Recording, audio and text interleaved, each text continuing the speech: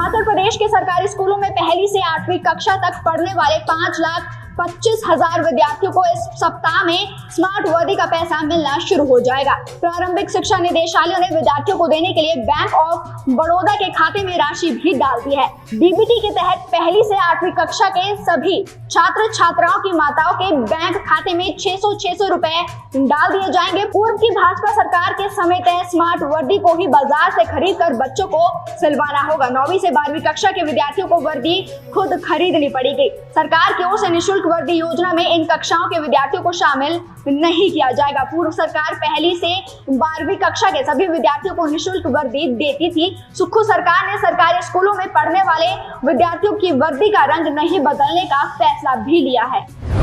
हिमाचल प्रदेश के बिलासपुर जिले की ग्राम पंचायत के धार टटो के गांव जेरक की नैन्सी शर्मा नर्सिंग ऑफिसर के तौर पर एम्स विजयपुर जम्मू में अपनी सेवाएं देने वाली है। नैन्सी ने अक्टूबर 2022 में नॉर्सेट की परीक्षा पास की है और अब उनका चयन इस पद पर हुआ है। नैन्सी शर्मा ने 10वीं तक की पढ़ाई बैरी बिलासपुर और 12वीं तक की पढ़ाई कोटा राजस्थान से पूरी की है। इसके बाद उन्होंने पॉल वैली नर्सिंग कॉलेज से बीएससी नर्सिंग की पढ़ाई पूरी की है और इसके साथ वो अन्य परीक्षाओं की तैयारी भी करती रही हैं।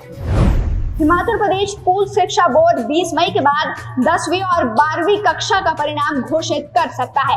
इस बार भी टॉप 10 में शामिल अभ्यर्थियों की सूची में वृद्धि हो सकती है। मौजूदा समय में टर्म प्रणाली के तहत बोर्ड कक्षाओं की परीक्षाएं हो रही है। वर्ष 2022 में आयोजित की गई 10वीं और 12वीं की बोर्ड परीक्षाओं में 169 अभ्यर्थियों ने अपनी जगह मेरिट में बनाई थी। जानकारी के अनुसार वर्ष 2022 में 10वीं और 12वीं की कक्षा का परिणाम जून माह के अंतिम सप्ताह में घोषित किया गया था, लेकिन इस बार बोर्ड प्रबंधन मई माह के अंतिम सप्ताह में रिजल्ट घोषित करने की तैयारी में है। एचआरटीसी ड्राइवर कंडक्टर यूनियन की प्रबंधक निदेशक के साथ वार्ता बेनतीजा रही है। बैठक में प्रबंधन ने 1 महीने का ओवर टाइम देने की हामी भर दी है, लेकिन प्रबंधन इससे बिल्कुल भी खुश नहीं है। 38 महीनों का रात्रि ओवर टाइम अभी भी पेंडिंग है। यूनियन ने अब सरकार व एचआरटीसी प्रबंधन के लिए 15 मई का समय दे दिया है। ड्राइवर यूनियन के अध्यक्ष मान सिंह ठाकुर ने कहा है कि यूनियन को वार्ता के लिए बुलाने के चलते एचआरटीसी चालक और परिचालकों ने अपना आंदोलन टाल दिया था, लेकिन आज प्रबंधन के साथ बैठक में कोई सहमति नहीं बन पाई है। यूनियन ने अब एक बार फिर 15 मई का अल्टीमेटम दे दिया है। अगर 15 मई से पहले उनकी मांगे नहीं मानी जाती है तो रात्रि बस सेवा ठप कर दी जाएगी। एडवांस में ओवर टाइम मिलने के बाद ही सेवा शुरू की जाएगी। हिमाचल प्रदेश की राजधानी शिमला की संकरी सड़कों पर ट्रैफिक प्रबंधन करना सबसे बड़ा चुनौतीपूर्ण कार्यों में से एक है। खासकर गर्मियों के मौसम में टूरिस्ट सीजन आते ही ट्रैफिक जाम की समस्या शिमला में विकराल हो जाती है। इस समस्या को कम करने के लिए शिमला पुलिस ने 1 मिनट ट्रैफिक प्लान को तैयार किया है। ट्रैफिक को कंट्रोल करने के लिए शहर को 7 सेक्टर्स में बांटा भी गया है और 24 सेक्टर्स बनाए गए हैं ताकि शहर में ट्रैफिक ज्यादा ना लगे।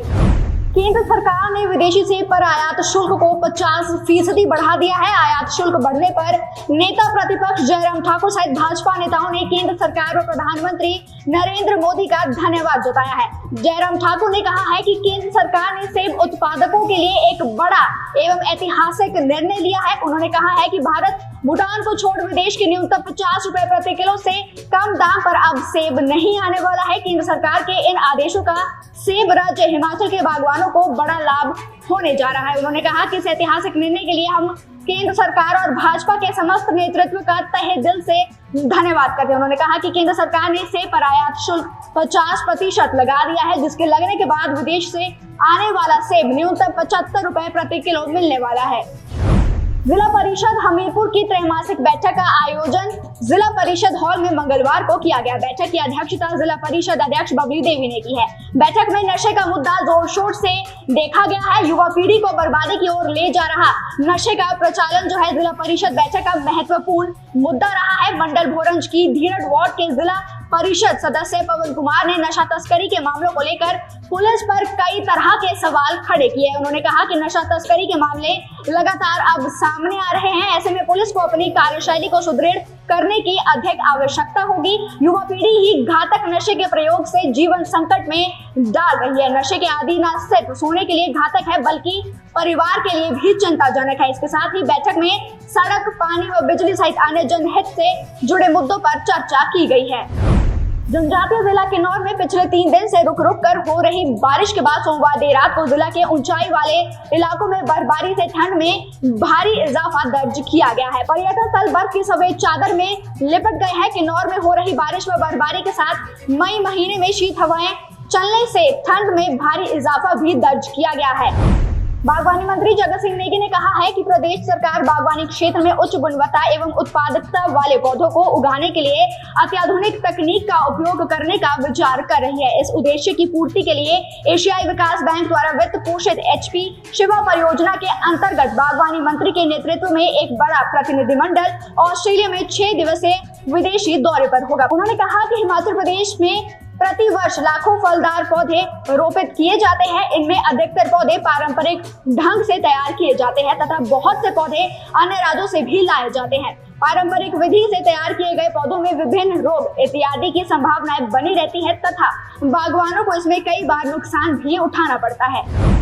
शिमला डेवलपमेंट ड्राफ्ट प्लान के तहत हो रहे निर्माण पर सुप्रीम कोर्ट ने अब रोक लगा दी है। अदालत ने ड्राफ्ट प्लान पर दर्ज आपत्तियों को निपटाने के बाद प्लान को अंतिम रूप देने के आदेश दे दिए हैं। स्पष्ट किया गया है कि अंतिम प्लान के राजपत्र में प्रकाशित होने से 1 महीने इसे लागू किया जाए। ड्राफ्ट प्लान के तहत हो रहे निर्माण को सुप्रीम कोर्ट ने हिमाचल हाई कोर्ट के ध्यान में लाने की स्वतंत्रता दे दी है। अदालत ने हाई कोर्ट को निर्देश दिए है कि अवैध निर्माण को चुनौती देने वाली याचिकाओं का जल्द निपटारा किया जाए। अदालत ने मामलों की सुनवाई 12 जुलाई को निर्धारित की है। मामले की सुनवाई के दौरान अदालत को बताया गया है कि नेशनल ग्रीन ट्रिब्यूनल के आदेशों के कारण शिमला डेवलपमेंट ड्राफ्ट प्लान को अंतिम रूप नहीं दिया जा सका है। बताया गया है कि वैधानिक कर्तव्य का निर्वहन करते हुए सरकार के विशेषज्ञों की सिफारिशों के आधार पर यह प्लान 8 फरवरी 2022 को बनाया गया था।